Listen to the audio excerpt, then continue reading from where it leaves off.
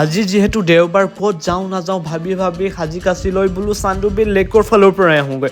ৰাস্তাটো ইমানেই ধুনীয়া, নৰৈনো কেনেকৈ থাকোঁ, ৰৈ লৈ বোলো ফটো এখনকে মাৰি লওঁ। ফটোখন বৰ ভাল নহ'ল, পিছে পৰিৱেশটো হ'লে বৰ ধুনীয়া। এনেকৈ ধুনীয়া ৰাস্তাৰ মাজেৰে গৈ গৈ গৈ গৈ আমি চান্দুবি লেক পালোঁগৈ। ইয়াৰ পৰিৱেশটো বৰ ধুনীয়া নহয়নে বাৰু? এইফালে আহি পাইছিলোঁহে, মন্টুহঁতৰ ৰ'বলৈ সময়েই নাই, ডাইৰেক্ট খোৱা বোৱাত ধৰিলে।